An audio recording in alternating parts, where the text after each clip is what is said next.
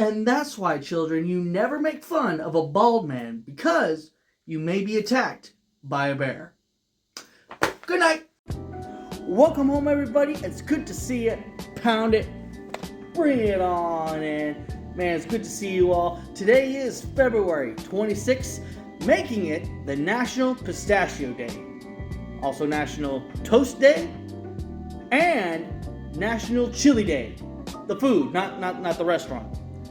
Also, it is National Tell a Fairy Tale Day, which got me thinking about, well, stories and the people and, well, just culture. I want to bring you along on this.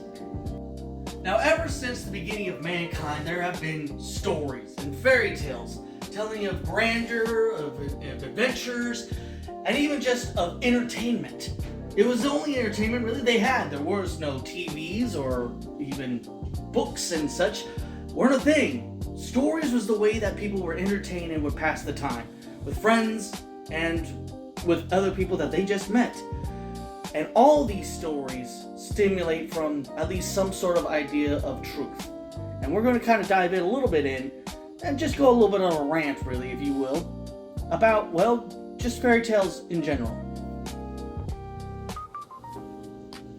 Now, we don't have time to go through all the history and the amazing cultures and just everything from Vikings to the Middle Ages and, well, just fairy tales. I mean, even to the point of, the stories that we know of today that Disney has made profit of when we were kids. Things like Alice in Wonderland, Snow White, of course, Cinderella, things like that. All from stories and fairy tales.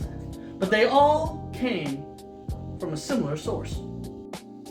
Now, we may all have our favorite stories. I mean, everyone has their favorite fairy tales and, well, fiction.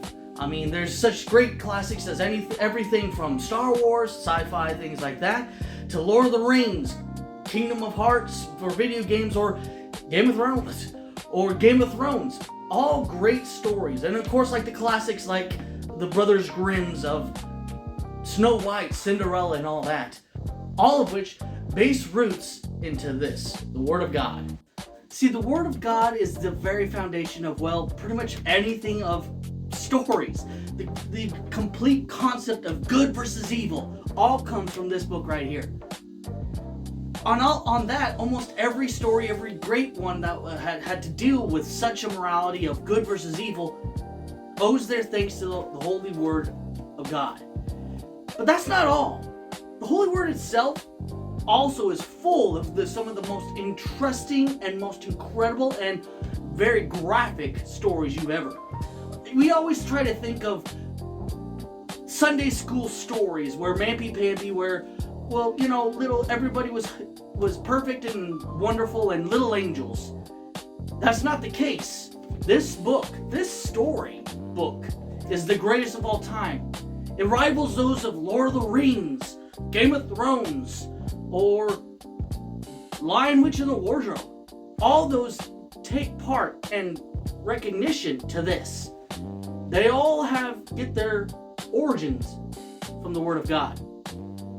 So before you think that, well, there are no good stories, and if you're looking for some great stories and reading material, may I recommend some of these. With that, guys, I hope you got something out of it.